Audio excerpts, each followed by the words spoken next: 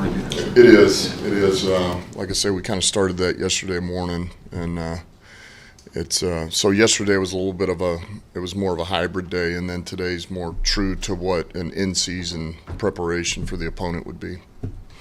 And what does that give the young guys who've never been through it before? I mean, I know you haven't done a lot of it, so this is sort of their first go-around to get ready for the regular season. So. Yeah, I think it's a chance for, for some of the new coaches or new ways we do things. For example, the offense, Ben, and then some of the new defensive coaches, and then certainly the young guys who haven't been through it. You kind of shift from camp mode now into in-season, and so for them, what does it look like? For example, lifting is now you got to do it before practice or you do it after practice, or before meetings you do it after practice, and then just just the scouting of the opponent, talking about their personnel, and then the scheme as it relates to who we're getting ready to play. It's just more in depth. We've talked too much about your returner positions. Mm-hmm. How do you weigh what you've seen in the preseason with guys like Maurice and the others? And how do you weigh that against what you have with guys like Godwin and Khalif and so on? Yeah, I mean, I think that we got a real good feel of what we have in Leaf. And Godwin to an extent, and so I think it's more about, okay, we know what those players are and what they can do, and so now let's see if somebody catches our eye or we believe can really surpass that, which is honestly, that's hard to find in one or two preseason games, but you just want to see if there's something there. I assume Khalif is your punt returner this year? Yes. And is Godwin your kick returner, or is that something that's more open? Yeah, I would say right now Godwin would be the kick returner. Kind of warned us on Monday that Tuesday night's practice might be a little bit more intense. Certainly lived up to that billing. What did you get out of that, after you kind of took a second look at it Tuesday night? Yeah, I think first and foremost, we put a load on our guys that they desperately needed, particularly the ones, that first group. That was, well, I could say that about most of the team. I mean, there was a few guys in this Indy game that got, 70 reps. But a majority of our guys, particularly the ones, have not had that kind of consistent load yet, and to be able to get, almost 60 plays or around 60 plays in a 2-hour period was crucial. Like, we had to have that because we're not going to be able to get that. I mean, they're only playing a half in this game, so, and then we got a ton of situational work.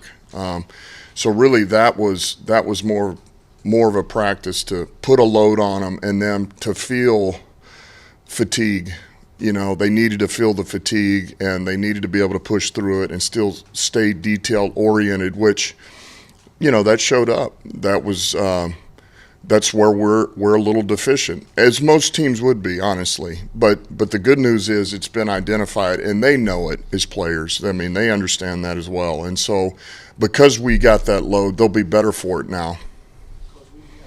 Since, you guys, it wasn't a surprise we're putting Jameson on the NFI list. I guess, talk about the decision of that. Obviously, you knew it was coming, but just how he's progressing as well.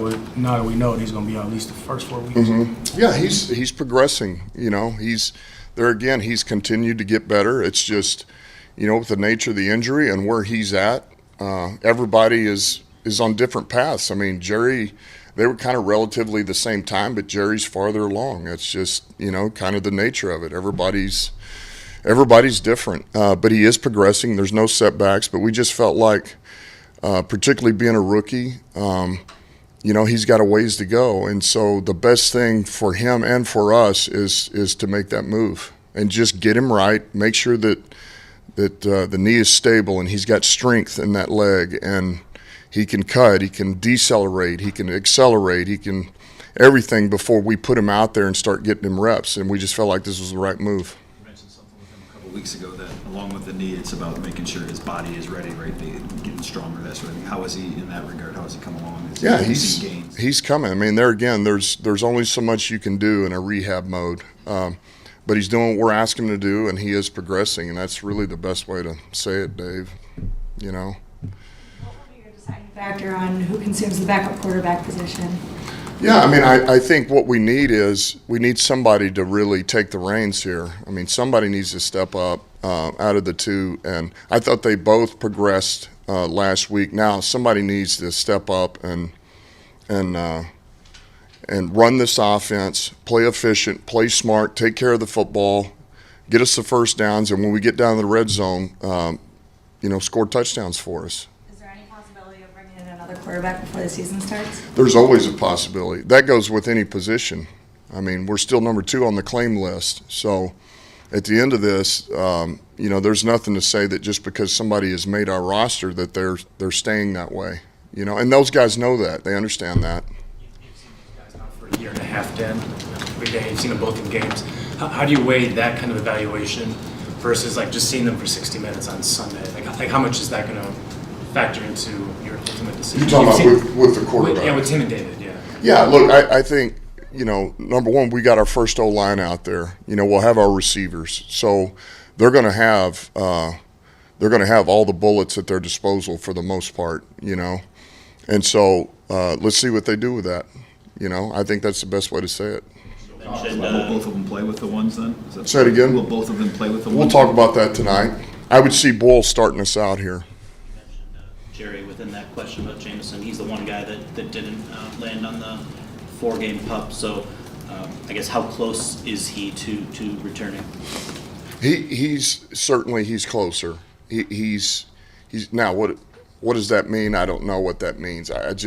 We know he's farther along than JMO is. He's really further along than any of those guys. That's why we did it. And so a lot of it is not so much like, hey, we're going to have him week 1, week 2, week 3. It's more, man, can we begin to get him some practice reps? Just slowly implement him in what we're doing in practice, whether it's scout team cards or running our defense, just a couple of plays, then he's off to the side, continues rehab, strengthening. Then maybe the next day he's able to get a little bit more. And then, hypothetically, he's ready week 5, let's say. Well, shoot, he's gotten practice for 4 weeks and he's ready. Whereas if you just did PUP, he's not up for 4 weeks, and the first thing you do, you pull him off, he's not going to be ready to play. He hadn't got any practice reps. So I think that's kind of and that's bearing that we feel good about the roster and being able to do that. I mean, there's still a chance we put him on PUP next week. I mean, that could happen. Focus on late game situations earlier this year, and you've done a lot of it even a couple nights ago. It's practice for the players, but it's also practice for you and Ben. And I wondered, how do you feel like you've grown in time management and Ben in play calling? Yeah, and look, I would say that AG as well and FIP. I mean, it's great for all of us. We all need to be put in those situations. But it just there's so many things. It's hard to say. It's easy to go through all these and say, man, we need to get this situation. We need to do this. And you try to set them up. But sometimes when you're setting up a situation, it leads to the next one that you don't realize you weren't intentionally trying to do, but that's the beauty of it. It just comes up, and it forces you to have to think spontaneously and in the moment, and how do you handle that moment? And then you can go back and say, man, this is what we should have done.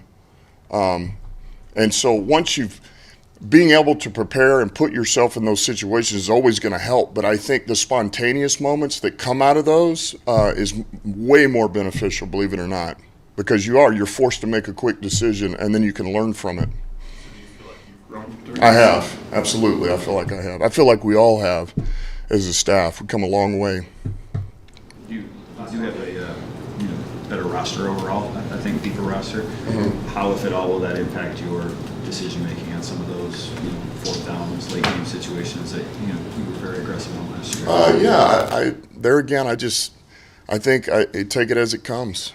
I think is the best way to say it, If I feel like it's right, the time is right, and I love the play, I love the moment, then we're going to do it. Dan, I just had one quick question, follow-up with injuries.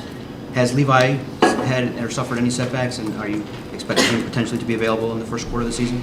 Yeah, it's hard to say right now. I would say there's no setbacks. He's trending the right way, but it's at a snail's pace is the best way to say it. He's doing everything we're asking him to do. It is getting better, but I mean, I don't know. I would say that if you're asking me right now and you're twisting my arm, I'm saying he's not available for Philly. That's me, but we'll see. Thanks, guys. That's good.